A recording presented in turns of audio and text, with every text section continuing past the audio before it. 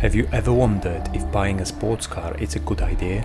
Well, if you did, stick around because this video is definitely for you.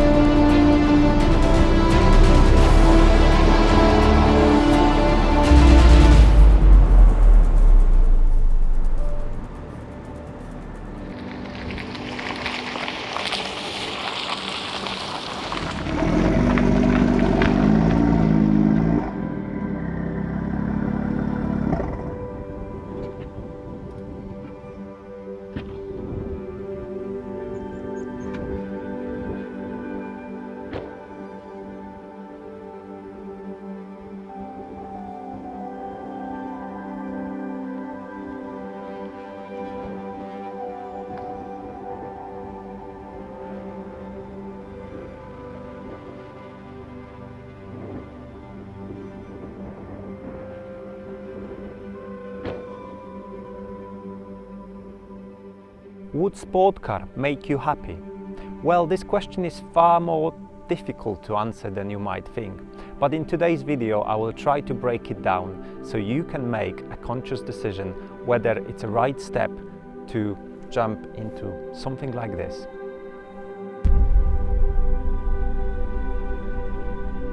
You've seen it, you've felt it, that pulse of emotions, a shot of dopamine.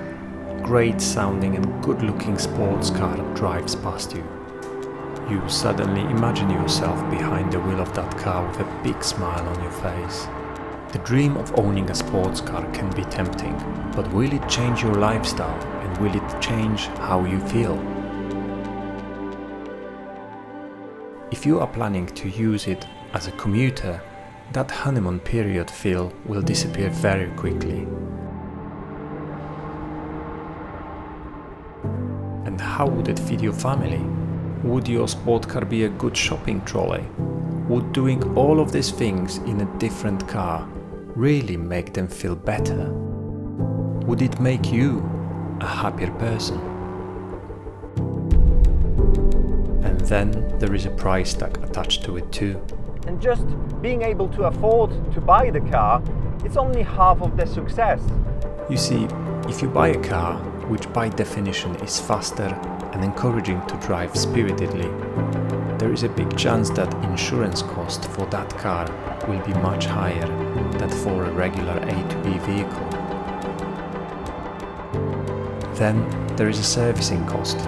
Usually parts will cost more, sometimes a few times more, because very often you're not only paying for a badge, but also for upgraded parts which can withstand more power. In majority of cases, wide low-profile tires will be fitted to the vehicle, and changing them will be much more expensive than your regular tires. And then the more powerful engine will usually cost far more to run too. So you need to be prepared to spend more.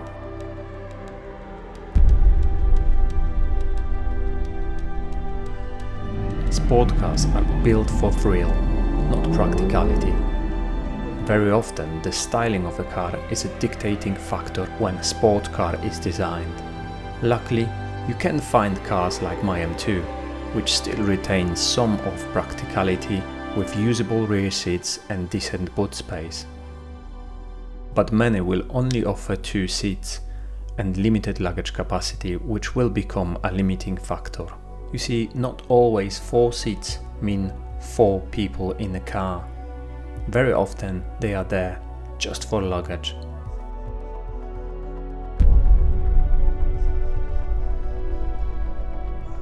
Sport cars are built to be fun on the road, but this doesn't mean comfortable. To make them stick to the road, manufacturers widen the tires, lower suspension, which makes them stiffer and more crashy.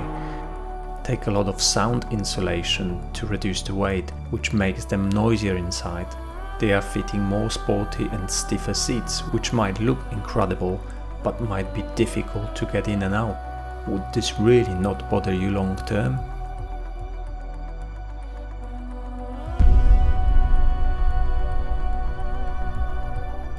So why do we want sports cars so badly?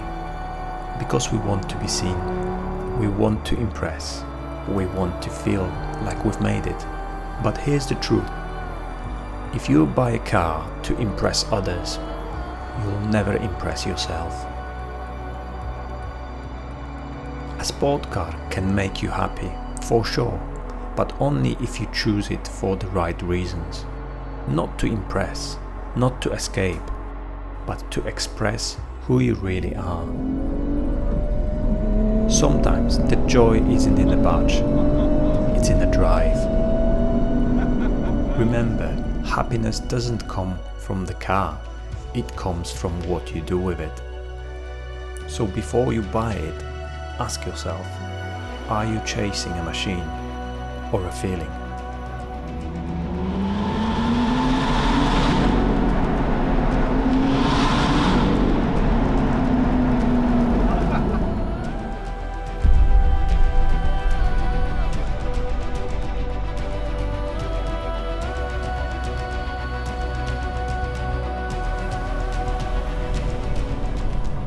I think the question whether you should or should buy a sport car and if it's going to make you happy, it's much more complicated, and it really depends on who you are, what kind of person you are.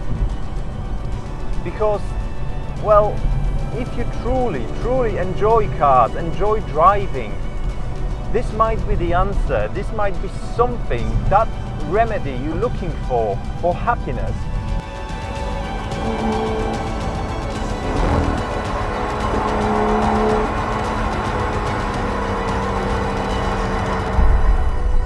So after hearing all of this, do you think this is the right choice for you? Let me know. And if you already own a sport car, let me know in the comment section what's your experience. I hope you enjoyed this video. Thank you for watching. Please make sure you give it a like, subscribe to my channel, and I'll see you shortly in the next one. Thank you. Goodbye. Do widzenia.